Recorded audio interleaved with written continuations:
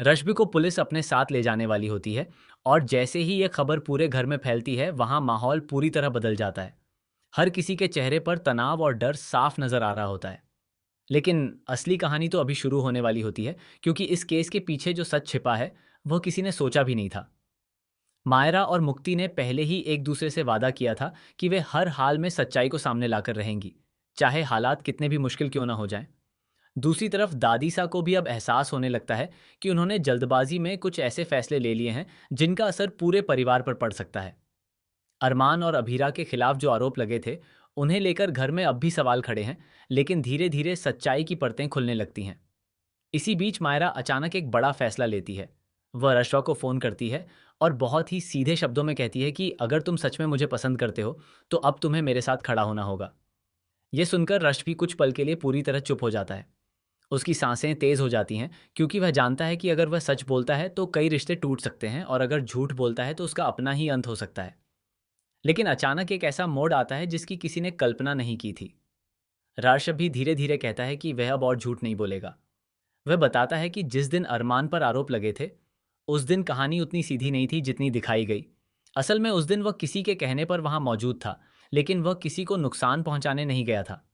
वह किसी और को बचाने की कोशिश कर रहा था और उसी दौरान पूरी घटना गलत तरीके से पेश कर दी गई। तो इसके बाद सभी को डार हाउस में बुलाया जाता है। मायरा और मुक्ति भी वहां पहुंचती हैं। माहौल इतना भारी होता है कि हर किसी की आवाज़ कांप रही होती है। तभी अरमान और अभीरा भी वहां पहुंचते हैं। अब फैसला होने वाला होता है कि आखिर सच क्या है। अर्शब सबके सामने खड़ा होकर कहता है कि जिस दिन अरमान अंकल के खिलाफ यह सब हुआ, उस दिन वह घर पर नहीं था।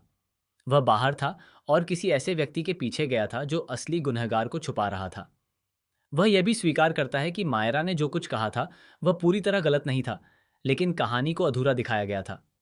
तभी दादी सा गुस्से और हैरानी में पूछती हैं कि क्या इसका मतलब यह है कि दिशा ने जो कहानी बनाई थी वह पूरी तरह झूठ थी, और क्या दमयंती ने भी सच छुपाया था। इस पर रशबेग गहरी सांस लेकर एक ऐसा सच खोल देता है जिससे पूरा घर हिल जाता है। वह कहता है कि सिर्फ दिशा या दमयंती ही नहीं, बल्कि इस पूरे खेल के पीछे कोई और भी है जिसने जानबूझकर सबको आपस में लड़वाया ताकि असली गुनहगार बच सके।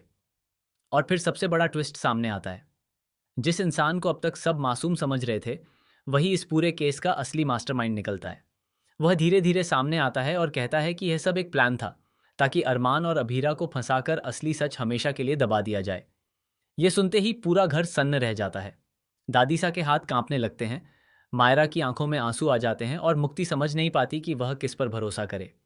अरमान एक ही जगह खड़ा रह जाता है, लेकिन उसकी आंखों में अब गुस्सा नहीं, बल्कि एक ऐसी सच्चाई की चमक होती है जो अब छुप नहीं सकती। कहानी अब उस मोड़ पर आ चुकी होती है जहां सच और झूठ की लड़ाई खत्म नहीं होती, बल्कि असली युद्ध शुरू होता है। और सबसे बड़ा सवाल यही रह जाता है, आखिर इस पूरे खेल का असली चेहरा कौन है और वो क्या चाहता है। अब हर किसी की नज़र अगले सच पर टिकी होती है, क्योंकि असली धमाका अभी बाकी है।